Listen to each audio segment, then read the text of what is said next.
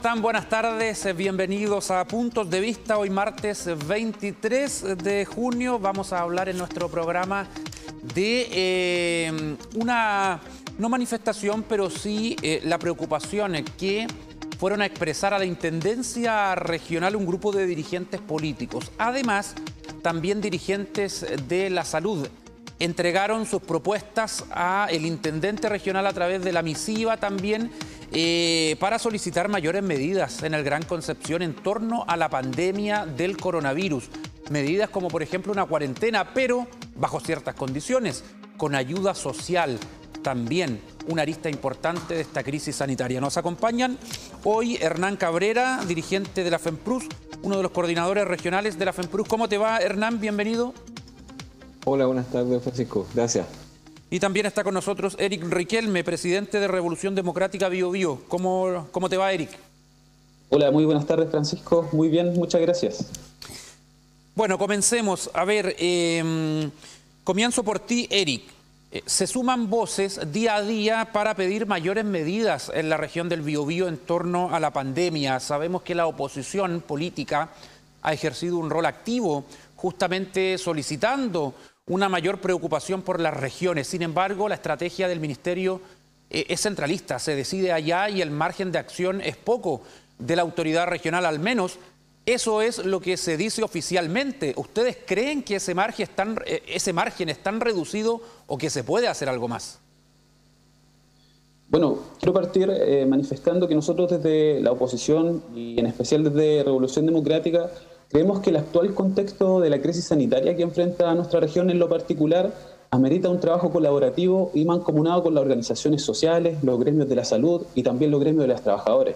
Y en ese foco nosotros no nos perdemos. Creemos que por eso esa solicitud de ampliar la mesa COVID regional es tan fundamental, porque ahí se permite la participación de los gremios de la salud, el cual también representa Hernán, que está aquí junto a nosotros, y otros gremios que nos pueden permitir tener una realidad más íntegra y acabada de lo que hoy día sucede en la región, en términos sanitarios y también en términos de las condiciones laborales de los trabajadores y las trabajadoras.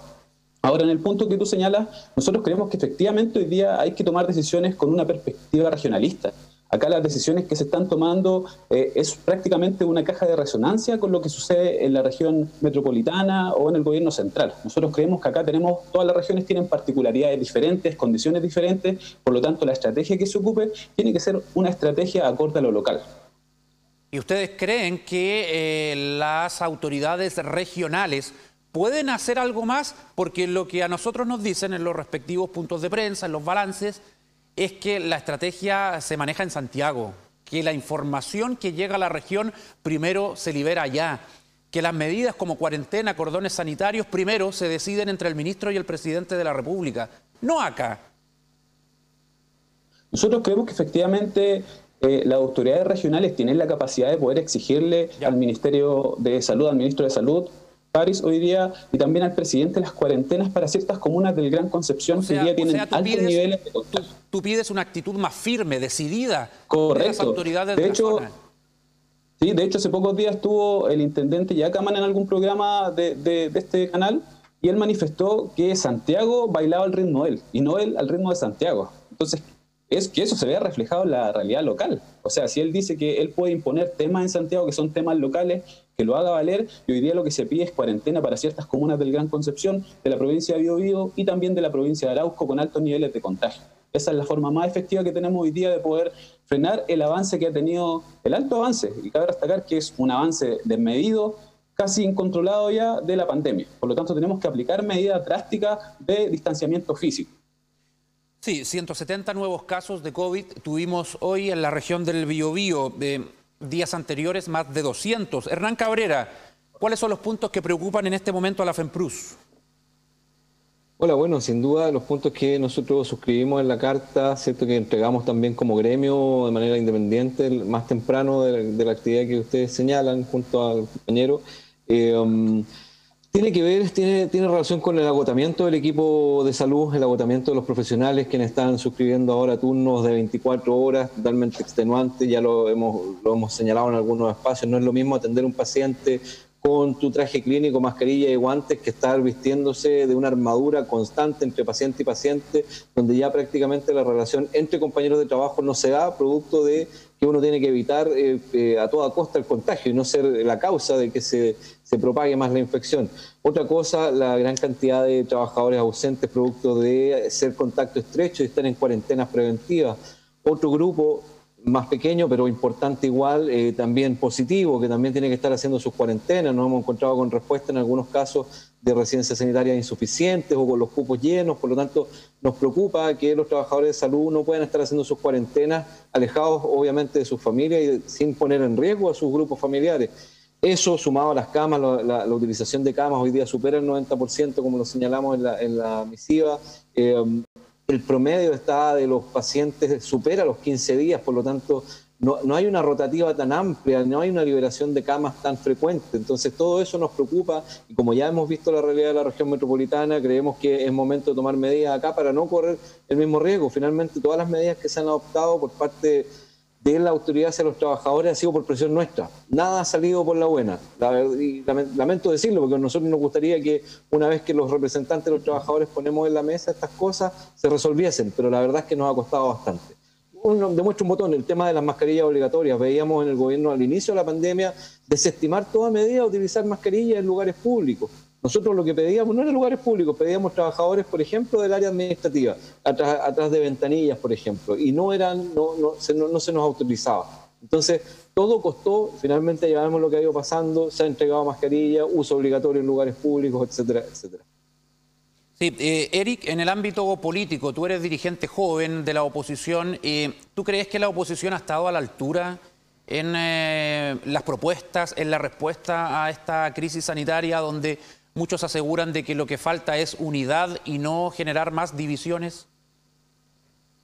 Claro, yo siento que si bien se han presentado varias propuestas, siempre esperaría uno un poco más, con una mirada más de esfuerzo colaborativo entre todo el sector de la izquierda.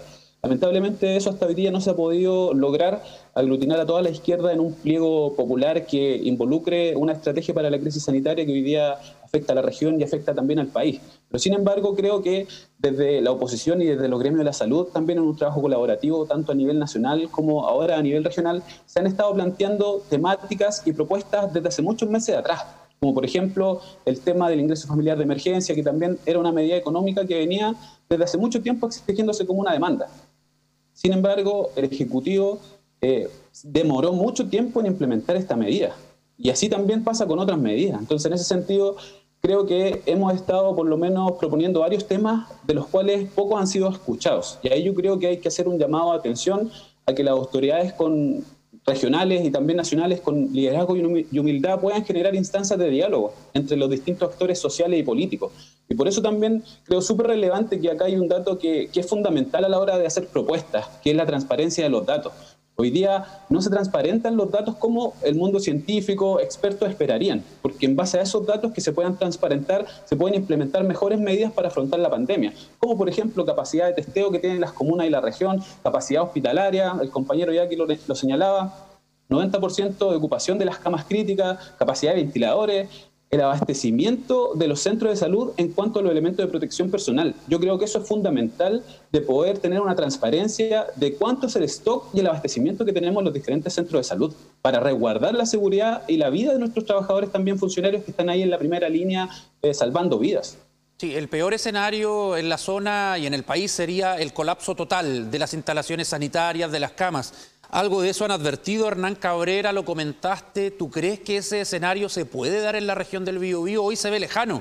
La autoridad descartó hoy, el Seremi de Salud, que sea cierto lo que ha circulado en algunas redes sociales, de que prácticamente en el hospital regional, por ejemplo, tienen que elegir a qué paciente atender porque no quedan camas. Lo descartó, pero ¿tú crees que eso a futuro, en las próximas semanas, estamos recién iniciando el invierno, podría darse en el Biobío? Claro, sin duda, yo creo y creemos como dirigentes de las distintas bases y en este caso directiva presente en el hospital regional, claro, no se está dando la disyuntiva de elegir a quién salvar o no todavía, ¿ya? Sin embargo, lo que van a vivir vecinos y vecinas y las familias nuestras también, si es que llegan a contraer el virus y complicarse producto del virus, es que probablemente tengan que ser derivados a otra región. ya con las dificultades que tienen las familias de poder acceder a tener información de sus familiares hospitalizados, porque no están permitidas las visitas por razones obvias. Entonces ya el hecho de que a un familiar te lo tengan que trasladar a otra región va a complicar aún más. Eso también es un llamado a la conciencia también de que quienes no tienen que salir no lo hagan. Y eso es una cuestión que nosotros nos sumamos como gremio, que nuestros representados, los profesionales, lo piden, porque efectivamente se están viendo sobrepasados por la demanda. Sí. Ahora, ¿qué te pareció que el director del hospital regional, la autoridad sanitaria del hospital regional, atribuyera a una irresponsable conducta de los trabajadores de la salud el hecho de los brotes o de algunos brotes en el hospital regional, señalando de que había contacto físico, de que no todos usaban mascarilla, de que salían a fumar como si estuviésemos en un periodo normal, en un encuentro? ¿Te parece que es una excusa? No, absolutamente que no compartimos esas declaraciones completamente desafortunadas por su parte. Uno tiene que entender desde el mundo del trabajo que pasamos de una normalidad, entre comillas, de una vida cotidiana laboral donde uno comparte con los compañeros y compañeras, y pasamos de un día a otro a no poder ni siquiera juntarse. Entonces hay dinámicas dentro del trabajo que se van a seguir dando igual. Con todos los elementos de protección incluso se han dado contagios, entonces es muy difícil y poco responsable atribuirle los contagios y los brotes a la culpa de los trabajadores. La verdad es que es bien irresponsable sin buscar otras medidas. Tenemos ejemplos de hospitales del área donde directivos nos han señalado la reactivación de algunas cirugías que no son de urgencia. Yo no sé y no entendemos si el afán es figurar como hospitales dentro de la región o realmente enfocarse en lo que es la pandemia, que es lo que nosotros hemos pedido, que los esfuerzos estén todos dirigidos a combatir la pandemia en áreas como la urgencia hospitalaria y las unidades de atención cerrada principalmente. Sí, consecuencias de la pandemia que se están dando en lo social también, Eric. ¿Tú ves con buenos ojos lo que ha hecho el gobierno, este paquete económico de ayuda a las familias vulnerables, el ingreso de emergencia 2.0, luego de este acuerdo con algunos partidos de la oposición, la ayuda a las pymes, a trabajadores a honorarios? ¿Te parece que esas ayudas están bien encaminadas o acá se requiere un esfuerzo mucho mayor del gobierno para justamente ir en ayuda de quienes más lo necesitan en este momento? Sí, nosotros creemos que hoy día el Estado está en la condición de poder hacer un esfuerzo económico más grande. Entendemos que el país, en términos de deuda internacional, no está tan endeudado como otros países de Latinoamérica. Por lo tanto, esperamos que las políticas públicas que se implementen para enfrentar la pandemia y para implementar medidas económicas sean aún más robustas. Nosotros lo decíamos hace un tiempo, el ingreso familiar de emergencia que propuso el gobierno está muy lejos de lo que nosotros propusimos en marzo.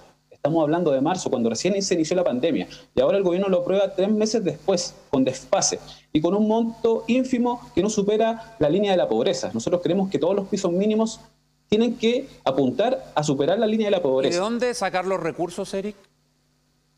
Bueno, hay varias metodologías que se han ocupado en otros países. Lo que se ha propuesto acá es también endeudarse públicamente hacia afuera y poder ver la estrategia de redistribuir fondos hoy día que tal vez están destinados a otras áreas, como por ejemplo a las Fuerzas Armadas, como por ejemplo a costeo de actividades públicas, redestinar recursos y también un complemento de endeudarse internacionalmente. El Estado está capacitado como para poder realizar esa labor.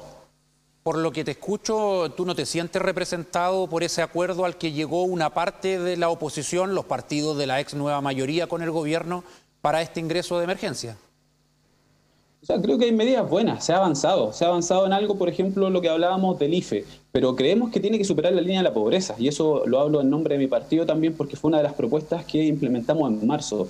Ahora, si tú me preguntas, creo que el gobierno también ha errado en la estrategia. Si bien este paquete de medidas viene a ser un suplemento, hay algo que ha errado desde el comienzo y ha sido la estrategia para abordar esta pandemia. Hablar de la nueva normalidad, hablar del regreso a clases, hablar de cuarentenas dinámicas. Y ya vimos los resultados de lo que pasó en Santiago, en la región metropolitana, que efectivamente no causó un efecto para revertir el avance de la pandemia.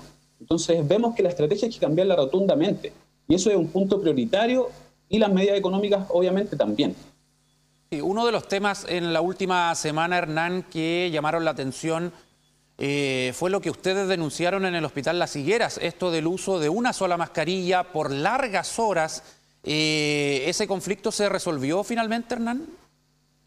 Sí, bueno, tuvimos que llegar a eso, agotamos las instancias de diálogo, generalmente como sindicato nos caracterizamos por el diálogo, por agotar las instancias locales y en esto no nos quedó más que hacer la denuncia pública. Efectivamente tuvimos que generar una mesa y forzar que finalmente la dirección asumiera que las mascarillas N95 en este caso se utilizasen en el tiempo que recomiendan. No, al consultar respecto al stock, se nos señalaba desde la dirección del servicio que stock no había stock para poder mantener varios días, incluso si es que se acabase el abastecimiento. Entonces no encontrábamos ninguna lógica en esta estrategia de economía casi de guerra porque stock había. Entonces exponer a nuestros trabajadores no lo permitíamos y no lo considerábamos pertinente. Sí, uno de los puntos que también requieren es una residencia sanitaria exclusiva para funcionarios de la salud. No porque se discrimine a otros ciudadanos, sino que básicamente porque ustedes son un grupo de riesgo importante en el combate al coronavirus y seguramente necesitan justamente ponerse a resguardo, no teniendo contacto con el resto de la población. Hernán, ¿cómo se entiende en el fondo esa idea que ustedes están lanzando?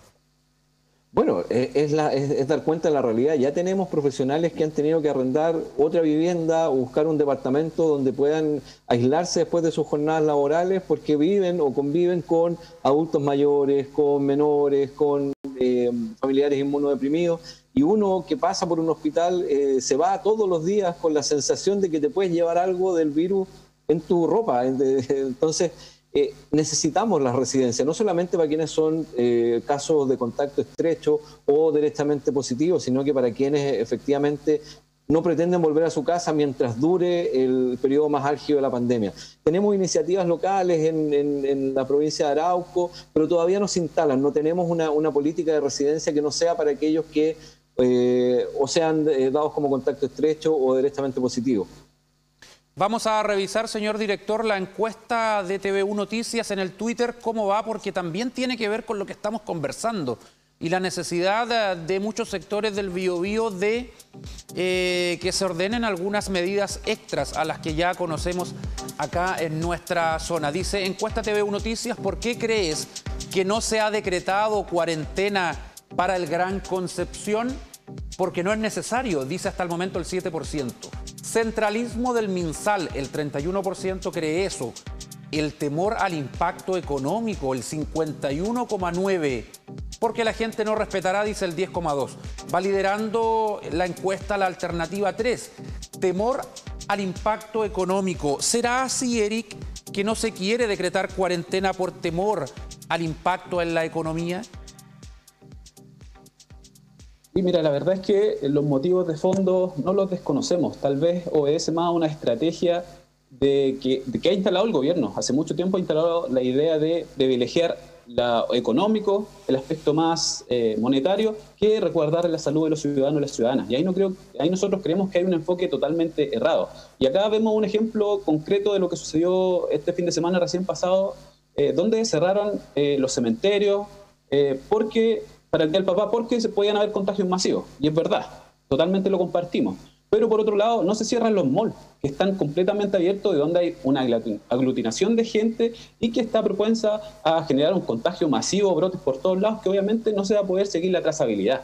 Entonces ahí vemos que, aparte de esta priorización de la actividad económica, del no cuidar la vida de los ciudadanos y las ciudadanas, también faltan las medidas económicas que puedan asegurar a las personas que se queden en sus casas sin salir. Porque obviamente es fácil pedir cuarentena, decir quédense en sus casas, que muchas veces lo han hecho las autoridades locales, pero los ciudadanos y las ciudadanas también tienen que comer, tienen que vivir, tienen que resguardar a su hijo.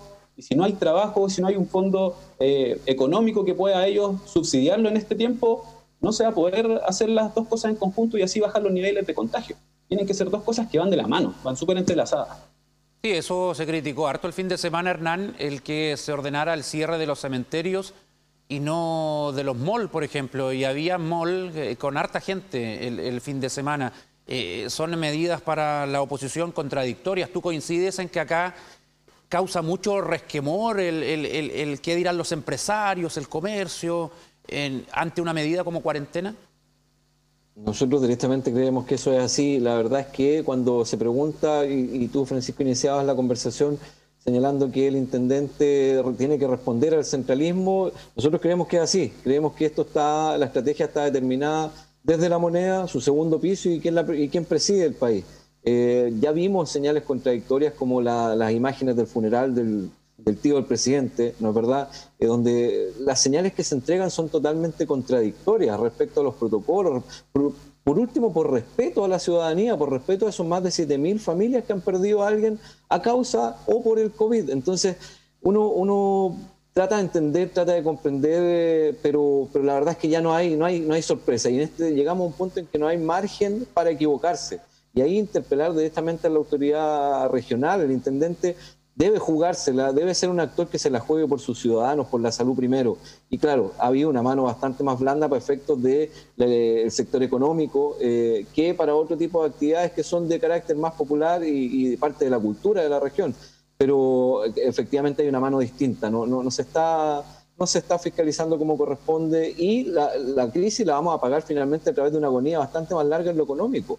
Porque las medidas para haber evitado que en pleno junio, julio, lleguemos a los picos más altos de contagio, debió haber sido tomado en un inicio, una medida drástica que afectara en un inicio, pero ahora lo que tenemos son cuarentenas prolongadísimas en la región metropolitana y van a tener unas terribles consecuencias a futuro. Y ya hemos visto además que las cuarentenas no basta con ser decretadas. Si no se controla, no se fiscaliza el empresariado respecto a los permisos, donde se buscaba con la trampa señalar que son rubros esenciales, cuando no lo eran, esto va a continuar y no es más que declarativo el señalar la cuarentena.